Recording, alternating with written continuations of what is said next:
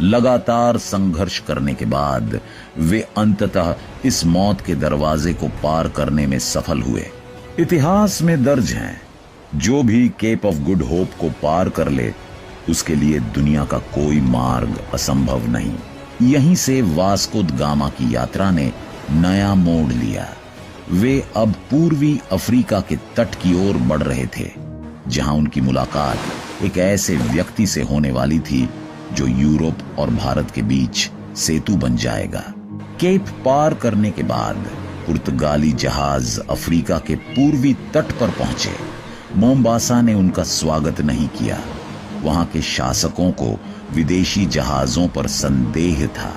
कुछ दिनों तक तनाव रहा, लेकिन वास्को समझ गया उसे आगे बढ़ना होगा। और फिर वे मलिंदी पहुंचे, एक शांत व्यापारिक तटीय नगर। यही हुआ वह क्षण जिसने इतिहास बदल दिया। वास्को द गामा की मुलाकात हुई अहमद इब्न मजीद से, जो हिंद महासागर का सबसे प्रसिद्ध नाविक था। उसके जहाजों ने वर्षों तक अरब और भारत के बीच का मार्ग तय किया था।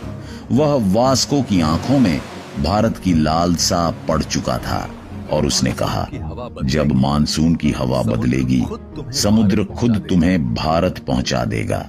उसने न सिर्फ दिशा बताई, बल्कि पुर्तगालियों के जहाजों को भारतीय महासागर की धारा, हवाओं और सितारों की भाषा भी समझाई।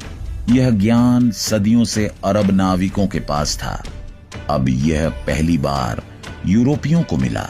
और फिर वह दिन आया जब मानसून की तेज हवाओं ने पाल फैलाए, जहाजों ने गति पकड़ ली। समुद्र अब शत्रु नहीं, मित्र बन चुका था और भारत बस कुछ दिन दूर था। 20 मई 1498 की सुबह समुद्र शांत था, हवा सुगंधित थी। लहरों के बीच अचानक एक हल्की सी चंदन की खुशबू फैली। यह भारत की पहली सांस थी। और फिर क्षितिज पर दिखाई दिए नारियल के पेड़, मंदिरों की घंटियों की ध्वनि, सफेद रेत और शांत जल। जहाज रुक गए।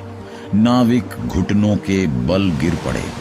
कुछ रो रहे थे, कुछ मिट्टी को छूकर माथे से लगा रहे थे।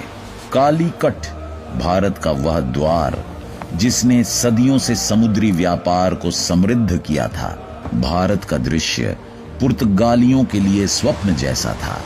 यहाँ की भूमि हरी, यहाँ के बाजार जीवंत और यहाँ की संस्कृति अत्यंत परिष्कृत।